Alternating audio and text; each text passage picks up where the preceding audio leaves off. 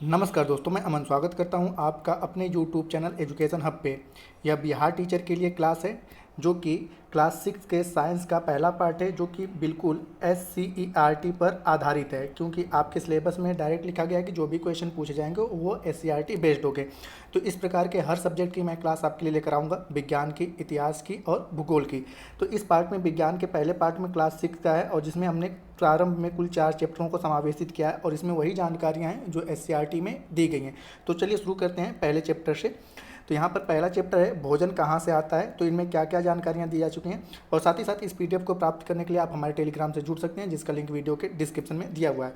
तो भोजन कहाँ से आता है, इसमें क्या क्या क्वेश्चन दिए गए हैं, और उसको हम देखते हैं। तो पहला है आपका कि भोजन के रूप में खाए जाने वाले पौधों के भाग, जैसे चना, सरसों, पालक और बथुआ का तना और पत्ती खाया जाता है।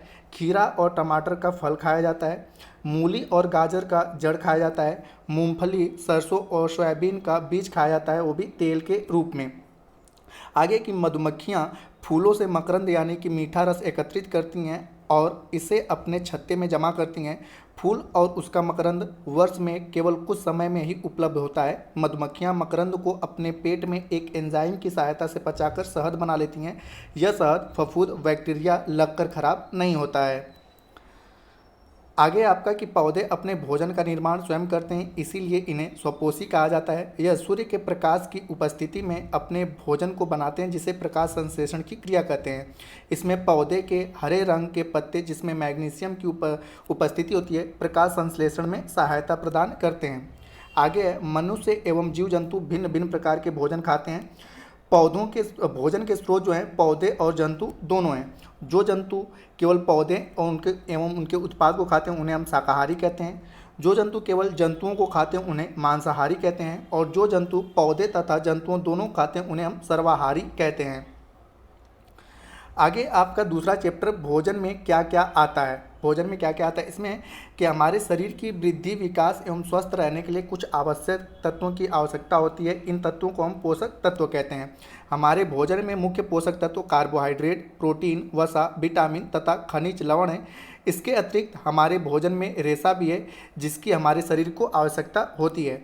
भोजन में कार्बोहाइड्रेट यानी कि मड के परीक्षण के लिए आयोडीन के तनु गोल को खाद्य पदार्थ में मिलाते हैं। अगर इसका रंग नीला होता है या काला होता है तो स्टार्च की उपस्थिति को दर्शाता है। ये इंपॉर्टेंट है, एग्जाम में पूछा जा सकता है कि भोजन में कार्बोहाइड्रेट की उपस्थिति को किस प्रकार से जांचा जाता है। तो आयोडीन मिलाकर, और उसका रंग कैसा आना चाहिए, या तो नीला या तो काला, तो उसमें आयोडीन की उसमें कार्बोहाइड्रेट की उपस्थिति होती है। आगे प्रोटीन की जांच के लिए प्रोटीन में कॉपर सल्फेट तथा कास्टिक सोडा मिलाने पर अगर प्राप्त पदार्थ का रंग बैंगनी होता है तो प्रोटीन की उपस्थिति को दर्शाता है। आगे वसा की जांच के लिए वसा को एक कागज़ के टुकड़े पर लेते हैं और कागज़ के टुकड़े को धीरे धीरे रगड़ते हैं। उसके बाद सुखाते हैं। सूखने के बाद यदि कागज़ के टुकड़े पर कोई तेल का धब्बा नहीं रहता है तो पता चलता है कि उस पदार्थ में वसा की उपस्थिति नहीं है। या खाद्य पदार्थ को लेकर मतलब खाद्य पदार्थ को कागज़ पर लेकर प्रकाश के सामने लेकर जाते हैं। अगर प्रकाश उससे धुंधला आता है तो वसा की मात्रा की हमें प्राप्ति पता चलता है। अब यहाँ पे है कि कार्बोहाइड्रेट मुख्य रूप से हमारे शरीर को ऊर्जा प्रदान करता है, वह वसा से भी ऊर्जा प्राप्त होती है। वास्तविकता यह है कि कार्बोहाइड्रेट की तुलना में वसा से अधिक ऊर्जा प्राप्त होती है। वसा और कार्बोहाइड्रेट युक्त भोजन ऊर्जा देने वाले भोजन कहलाते हैं। तो ये भी क्वेश्चन पूछा जा सकता है, किस प्रकार की उपस्थिति वाले भोजन को ऊर्जा देने वाले भोजन कहते हैं, तो वसा और कार्बोहाइड्रेट। आगे प्रोटीन की आवश्यकता शरीर की वृद्धि तथा स्वस्थ रहने के लिए होती है। आगे विटामिन रोगों से हमारी शरीर की रक्षा तथा आँखों, हड्डियों, दांतों और मसूड़ों को स्वस्थ रखने में भी विटामिन की सहायता होती है। जब किसी व्यक्ति को संतुलित भोजन नहीं मिलता या किसी बच्चे को कम भोजन मिलता है तो उसे सूखा रोग या मरासमस रोग होता है। अब यहाँ पे संतुलित भोजन क्या है, तो वह भोजन जिसमें सभी प्रकार के पोषक तत्वों की उपस्थिति हो। तो जब किसी व्यक्ति को इस प्रकार के भोजन नहीं मिलते हैं तो उन्हें सूखा रोग या मरासमस रोग नामक रोग होता है।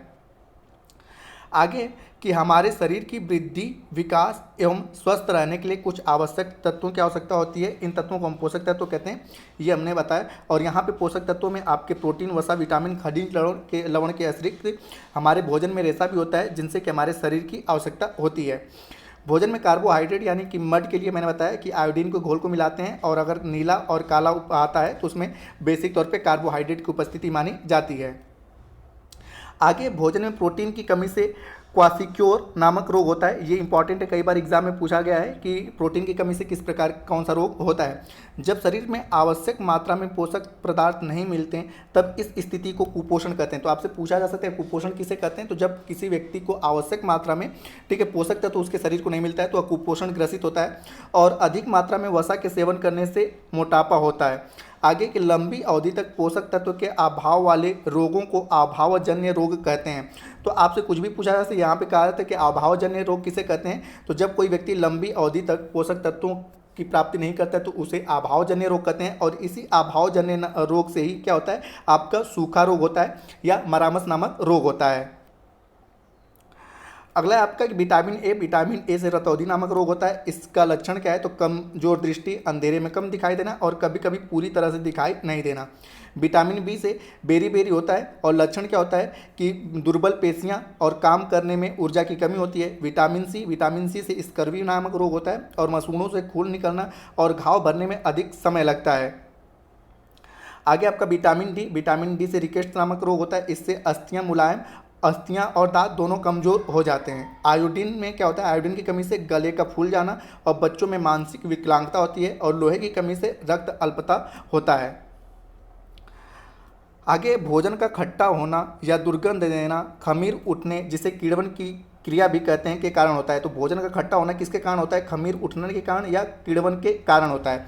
परंतु कुछ व्यंजन को बनाने के लिए कीड़वन की आवश्यकता होती है, जैसे जलेबी, भटूरा, मालपुआ, इडली, डोसा, पावरोटी, इनके लिए बेसिक तौर पे खमीर की आवश्यकता होती है या कीड़वन की क्रिया की आवश्यकता होती है। और कीड़वन की क्रिया किस समय अधिक होती है, तो गर्मियों के समय में या अधिक टेम्परेचर पर कीड़वन की क्रिया अधिक होती है। इसलिए आपने बेसिक तौर पर देखा होगा कि गर्मी के दिनों में भोजन जल्दी खराब हो जाते हैं और उसका स्वाद खट्टापन हो जाता है। दूषित जल के पीने से अतिसार जैसी बीमारी का भय रहता है। आलू में, अब यहाँ पे कुछ क्वेश्चंस दिए गए हैं, तो आलू में क्या उपस्थित होता है, स्टार्च। घेंगा किसकी कमी से होता है, तो आयोडीन की कमी से। रुक्षांश के प्रमुख स्रोत क्या है, ताजे फल और सब्जियाँ। भोजन में मड परीक्षण के दौरान आयोडीन के घोल की कुछ बूंदें मिलाकर खाद्य पदार्थ का रंग किसमें बदल जाता है, तो नीला या काला। और ऊर्जा देने वाले पोषक तत्वों को क्या कहलाता है, तो वसा और कार्बोहाइड्रेट कहलाते हैं ऊर्जा देने वाले पोषक तत्व। तो ये रहे आपके चैप्टर 2। और तीसरा है आपका चैप्टर तंतु से वस्त्र तक। तंतु से वस्त्र तक क्या है, तो कुछ वस्त्र जो पौधों एवं जंतुओं से प्राप्त होते हैं उन्हें प्राकृतिक तंतु कहते हैं, जैसे सूती, रेशम और ऊन। सूती मतलब सूती किससे प्राप्त होता है, तो कपास से सूत प्राप्त होता है। रेशम के कीड़ों से रेशम प्राप्त होता है। ऊन जो होता है भेड़, ऊँट और बकरियों से प्राप्त किया जाता है। इनके अलावा केलों के पत्ते एवं तने और बाँस से भी तंतु प्राप्त किया जाता है। रासायनिक पदार्थों से निर्मित तंतुओं को मानव निर्मित तंतु कहते हैं, जैसे पॉलिस्टर, नायलॉन और एक्रिलिक। आगे आपका कि जैसे कुछ पादप तंतु, तो जैसे पहले आपका रुई, तो साधारणतः कपास के पौधे वहाँ उगते हैं जहाँ की मिट्टी काली तथा जलवायु गर्म होती है। कपास के फूल विकसित हो जाने पर उजली उजली रुई के गोलक के रूप में दिखाई देने लगते हैं, जिसे कपास गोलक कहते हैं। अगर आपने कपास देखा होगा तो इस प्रकार से इसकी रुई, तो इसे हम क्या कहते हैं, कपास गोलक कहते हैं। मुख्यतः कपास हाथ से चुना जाता है और उसके बाद बड़े बड़े मशीनों की सहायता से कपास के बिनौलों को अलग, इसमें जो होते हैं ये बिनौले, इनको जो बीज होते हैं उनको क्या कर लिया जाता है, अलग कर लिया जाता है। और इस क्रिया को कपास ओटना कहते हैं। तो आपसे पूछा जा सकता है कपास का ओटना किसे कहते हैं, तो कपास से जो आपके कपास के गोलक होते हैं उनसे बिनौलों को अलग करना कपास का ओटना कहलाता है।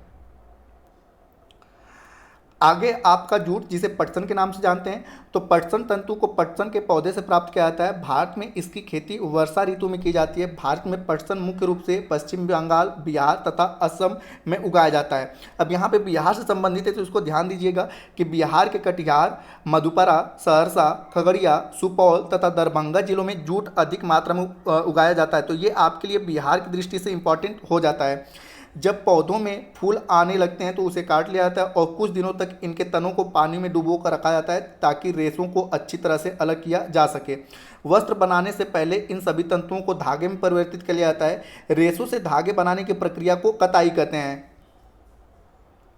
आगे आपका कि हाथ से चलने वाली कताई में उपयोग होने वाली एक अन्य युक्ति चरखा है। चरखे के उपयोग को राष्ट्रपिता महात्मा गांधी ने स्वतंत्रता आंदोलन के एक पक्ष के रूप में लोकप्रियता प्रदान की थी। धागों की बुनाई और बधाई से वस्त्र बनता है। ये पूछा जाता है कि वस्त्र किससे बनता है, तो जो धागे हमें प्राप्त होते हैं उनकी बुनाई और बधाई से वस्त्र प्राप्त होता है। वैसे वस्त्र तंतु जो पौधे एवं जंतुओं से प्राप्त होते हैं उसे क्या कहते हैं, प्राकृतिक तंतु। ये कुछ आपके क्वेश्चन दिए जा चुके हैं, ठीक है। और दूसरा कि मानव निर्मित तंतुओं में क्या क्या आता है, तो पॉलिस्टर, नायलॉन और एक्रिलिक। बिहार के जूट उत्पादक जिले कौन कौन से हैं? तो कटिहार, मधेपुरा, सहरसा, खगड़िया, सुपौल और दरभंगा। रेशों से धागा बनाने की प्रक्रिया क्या कहलाती है? तो कटाई कहलाती है। और धागों से वस्त्र बनाने की प्रक्रिया में क्या क्या आता है? तो बुनाई एवं बधाई से क्या होता है? वस्त्र बनता है। आगे आपका चौथा चैप्टर है विभिन्न प्रकार के पदार्थ। तो यहाँ पे एक जिन पदार्थों में धात्विक चमक होती है उन्हें धातु कहते हैं और जिनमें नहीं होती है उसे अधातु कहते हैं। आगे है आपका कि जो पदार्थ जल में घुलते हैं उन्हें विलयन या घुलनशील कहा जाता है और जो पदार्थ जल में नहीं घुलते उसे अविलेय या अघुलनशील कहते हैं। आगे की जो पदार्थ द्रव में घुलता है उसे विलय कहा जाता है और जो पदार्थ द्रव में मतलब कि तथा जिस द्रव में पदार्थ घुलता है उसे विलायक कहते हैं। ठीक है, इसे विलेय कहते हैं जो पदार्थ द्रव में घुलता है। जैसे कि चीनी और पानी में चीनी क्या है? आपका विलेय है और पानी क्या है? आपका विलायक है। अब यहाँ पे आता है एक संतृप्त विलयन। संतृप्त विलयन किसे कहते हैं? तो किसी निश्चित तापमान पर उतना ही पदार्थ घुल सकता है जितना कि विलयन की क्षमता है। दूसरे शब्दों में एक निश्चित तापमान पर यदि विलायक में विलेय पदार्थ नहीं घुलता है तो उसे संतृप्त विलयन कहा जाता है। जैसे कि एक बीकर में 100 मिली जल लेकर उसे लगभग 25 डिग्री सेंटीग्रेड पे गर्म करते हैं और धीरे धीरे नमक मिलाते हैं तो आप क्या होगा कि देखेंगे नमक घुल जाएगा। तो आपने देखा होगा कि एक ऐसा विलयन कि जिसमें उससे अधिक मात्रा में कोई पदार्थ नहीं घुलता है उसे हम क्या कहते हैं? संतृप्त विलयन कहते हैं। आगे आता है असंतृप्त विलयन। तो ऐसा घोल जिसमें किसी निश्चित तापमान पर विलेय की मात्रा उससे अधिक मात्रा से कम होती है तो उस ताप पर उसे दोबारा घोली जा सकती है, असंतृप्त विलयन कहा जाता है। यदि कोई विलयन किसी निश्चित ताप पर संतृप्त है तो ताप बढ़ाकर उसे असंतृप्त किया जा सकता है। जैसे कि हम सामान्य मात्रा में ले लें कि अगर हम ठीक है 1 लीटर जल में ठीक है 100 ग्राम ठीक है चीनी घोलते हैं तो क्या होता है? चीनी घुल जाता है, उसे हम क्या कहते हैं? संतृप्त विलयन। लेकिन अब आप देखेंगे कि इसमें 1 लीटर जल में हमें 1 केजी ठीक है 1 केजी ठीक है चीनी को घोलना है तो हम क्या करेंगे? इस पानी को गर्म करेंगे और पानी को गर्म करने के बाद ठीक है इस चीनी को मिलाएंगे तो आप देखते हैं कि उसमें क्या होता है? चीनी घुल जाता है। जबकि वो घुलने ऐसे सामान्य अवस्था में वो घुलने वाले नहीं थे लेकिन तापमान मैंने बढ़ाया और उसके बाद इसको घुलाना शुरू किया तो वह घुल गया। तो इस प्रकार की स्थिति को संतृप्त और असंतृप्त विलयन के नाम से जानते हैं। तो दोस्तों ये रहे क्लास 6 के 1, 2, 3 और 4 चैप्टर के क्वेश्चन आंसर। जल्दी इसमें क्लास 6 में कुल 18 चैप्टर हैं और 18 चैप्टर को हम 3 से 4 वीडियो में कवर करने की कोशिश करेंगे। उम्मीद करता हूं कि आपको यह वीडियो पसंद आया होगा। वीडियो पसंद आए वीडियो को लाइक करें, कमेंट करें तथा अपने दोस्तों के साथ शेयर करें तथा इस पीडीएफ को प्राप्त करने के लिए आप हमारे टेलीग्राम से जुड़ सकते हैं जिसका लिंक वीडियो के डिस्क्रिप्शन में दिया हुआ है। वीडियो के अंत तक बने रहने के लिए धन्यवाद। मिलते हैं जल्दी नेक्स्ट वीडियो में।